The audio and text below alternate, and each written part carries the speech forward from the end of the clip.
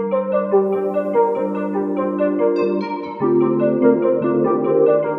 tout le monde, c'est Pasteur l'étude pour la Madame Denise Paul qui présente au rubrique Dit la vérité. Sur channel ça, comme on connaît, nous l'ouvre les yeux, nous dit la vérité, l'autre pour ne pas dire. Songez, abonner, remettre, partager vidéo ça et cliquez cloche là pour qu'on ait une poster en nouveau vidéo. Nous continuons série, nous avons commencé sur 10 plaies de l'Égypte. Hello everyone, Pastor Lepton Paul and his wife Denise Paul presenting you the rubric Tell the Truth. On this channel, we are opening our eyes. We tell the truth others would not tell. Remember to subscribe, like, share this video, and click the bell to be notified when we post a new video. We will continue the series about the 10 plagues of Egypt. Dans la vidéo introduction nous avons fait sur 10 plaies, nous avons que 10 plaies c'est comme un choc de titan pour prouver qui est qui vrai Dieu. Nous invitons à regarder sur channel là si vous avez raté la vidéo ça.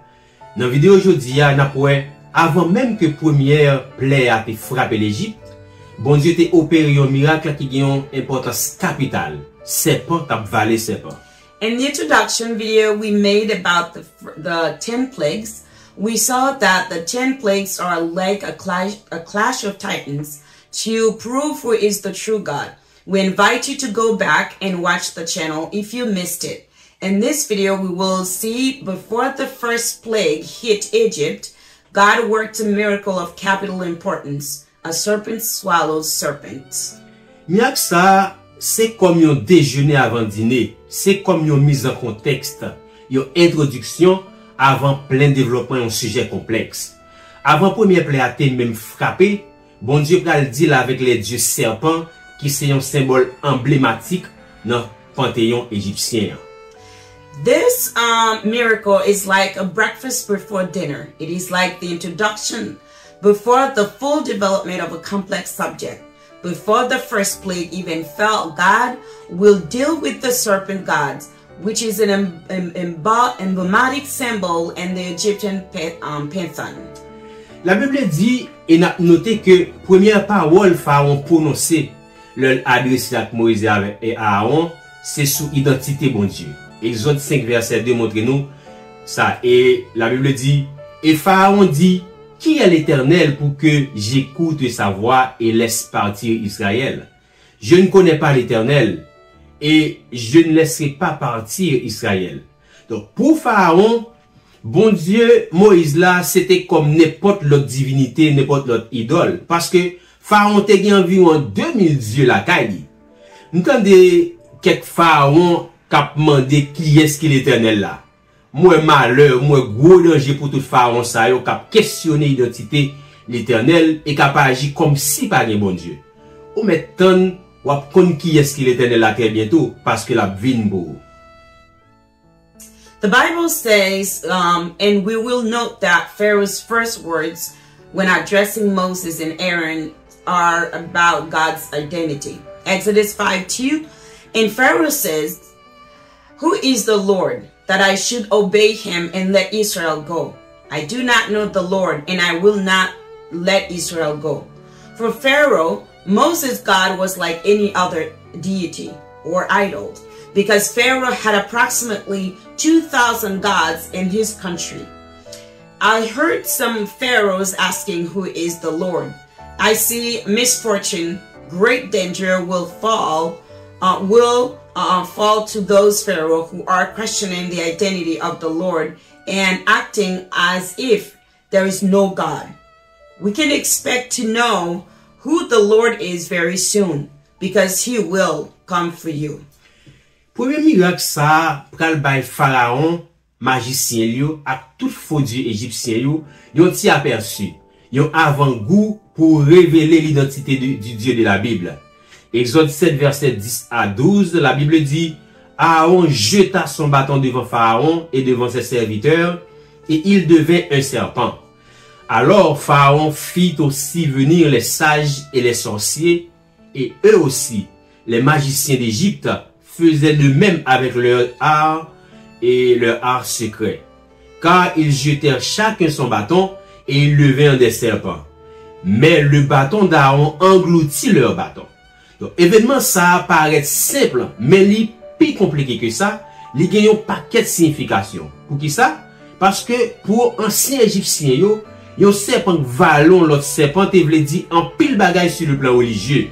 C'était une démonstration de puissance. This first miracle will give Pharaoh, his magicians, and all false Egyptian gods a glimpse, a foretaste to reveal the identity of God in the Bible. Exodus 7, verse 10 to 12. Aaron threw his staff down in front of Pharaoh and his officials, and he became a snake. Pharaoh then summoned his wise men and sorcerers, and the Egyptian magicians also did the same things by their secret arts. Each one threw down his staff, and it became a snake, but Aaron's staff swallowed their staff. This event seems simple, but it is more complicated than that. It carries a package of meaning. Why? Because for the ancient Egypt, a snake that swallows other snakes meant a lot on the religious level. It was a demonstration of power. Dans la mythologie et la religion égyptienne, yo te adoré Nebko, le puissant dieu serpent, et yo te considéré comme le serpent original à cause de sa puissance. Yo te représenté image Nebko comme une divinité protectrice sur une tige en ivoire. Culte adoration serpent ça était très populaire en Égypte. Dans l'époque juif, yo te esclave en Égypte.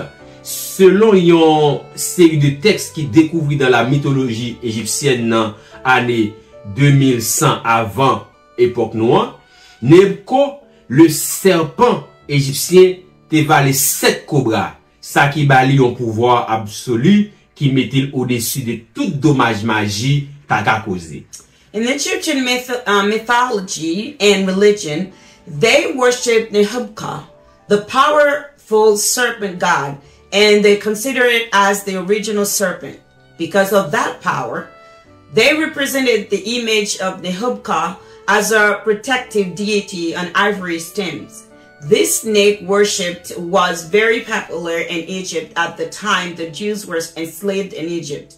According to a series of texts discovered in Egypt and Egyptian mythology in the year 2100 before our era, Nehubka, the Egyptian serpent, swallowed 7 cobras, which gives him an absolute power that puts him above any magical damage that could be caused.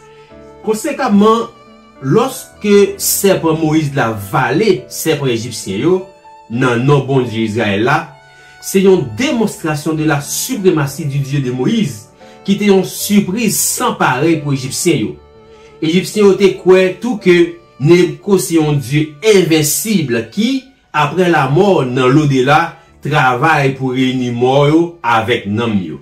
Consequently, when Moses' serpent swallowed the Egyptian serpents, in the name of the God of Israel, it was a demonstration of the supremacy of Moses' God, which was a surprise for the Egyptians. The Egyptians also believed that Nehubka is an invincible God who, after death, in the afterlife, works to reunite the dead with their souls. Premier miracle ça, bon Dieu opéré. Alors, premier miracle ça, bon Dieu opéré à travers Moïse et Aaron, c'était une insulte. C'était comme une soufflette pour plusieurs idoles, pour plusieurs faux dieux serpents en Égypte, comme par exemple la déesse Wadjet, qui était représentée sous forme d'un serpent coulé dans un poteau. Égyptiens ont été vénérés tout déesse Wadjet comme la protectrice de la basse Égypte. C'est dans la région ça, Gozen, qui donc, c'est là Israélite te habité. Donc, image cobra ou ouais, pharaon égyptien ou gen nan coiffe ou bien nan chapeau sous tête yo, c'est symbole domination yo sous basse Égypte. Ça qui est très intéressant, c'est que lorsque serpent Moïse l'a valé l'autre serpent yo, message là était clair, il était très clair. Tout le monde doit connaître, c'est pas ni Nebko, ni déesse Wadjet, ni pharaon qui a dominé, mais c'est le Dieu d'Israël qui était la puissance suprême en Égypte. The first miracle that God worked through Moses and Aaron was an insult or slap in the face to several idols or false snake gods in Egypt, like the goddess Wadjet, who was represented in the form of a snake coiled around a pole. The Egyptians worshipped the goddess Wadjet as the protector of Lower Egypt. And it is in this region that Goshen was, which is where the Israelite lived. The cobra image you see in the Pharaoh's headdress symbolizes their domination over the Lower Egypt. Interestingly, when Moses' snake swallows the other snakes, the message is very clear. Everyone must know that it is not Nehuphka, nor the goddess Wadjet, nor Pharaoh who is ruling, but the God of Israel who was the supreme power in Egypt. N'a faut remarquer que, pour nous conclure, avant même que plaie yo te commencé, bon Dieu ba Égypte un coup symbolique. Yon leçon, l'elle décide de détrôner les dieux serpents, Nehuphka et Wadjet.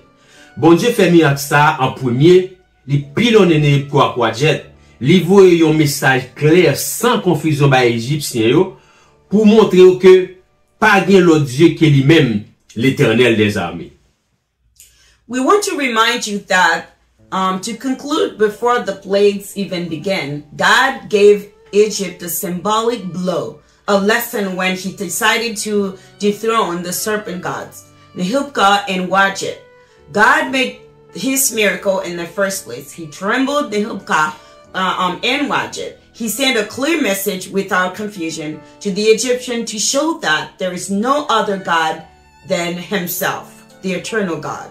Yon ti conseil, l'on fin gade vidéo ça. Si ou te gen quelques vieilles images serpent d'en bas là peut-être la caillou, ou ta dû juste brûler ou bien craser ça et puis retourner vin Jésus. Malheureusement, miracle ça pas suffisant pour ramener Pharaon à la pour ramener Pharaon à la raison, qui donc plaît était obligé de venir. Dans Exode 7 verset 14, la Bible dit, et l'Éternel dit à Moïse, le cœur de Pharaon est obstiné. Il refuse de laisser partir le peuple. Donc, s'il vous plaît, pas quitter bon Dieu obligé d'utiliser plaie pour forcer ou mettre à genoux pour repentir. Les gars trop tard. N'a continué. Alors, n'a campé là et puis n'a continué pour l'autre vidéo bientôt. A little advice after watching this video. If you have some old image of a snake in your house, you should just burn or crush it and come to Jesus. Unfortunately, this miracle was not enough to bring Pharaoh back to the reason. This is why the plague were forced to come to Egypt. Then the Lord said to Moses, Pharaoh's heart is unyielding, and he refuses to let the people go. Exodus 7:14. Please, don't let God use plagues to force you to get on your knees to repent. It may be too late. So we will stop here and we will see you soon. Merci parce que tu as regardé la vidéo. Ça, n'a pas invité à abonner, aimer, partager, puis cliquer cloche là pour recevoir de nouvelles vidéos de poster. We want to thank you for watching this video. We invite you to subscribe. Once again, comment, share, click the bell so you can receive new videos when we post them. S'il vous plaît, pour opportunité ça, pour rencontrer Jésus-Christ, pour faire ça. Please take this opportunity to meet with Jesus if you haven't done so. Juste répète après nous. Just repeat after us. Seigneur Jésus. Lord Jesus. Moi reconnaître moi c'est un pécheur. I recognize I'm a sinner. Moi crois que tu es mort pour moi. I believe you died for me. Moi remettre la vie. I give you my life. T'en préviens dans cœur. Please come into my heart. Et sauve-moi. And save me. Amen. Amen. Nous déclarons bénédiction bon Dieu sur la vie. We declare God's blessing upon your life.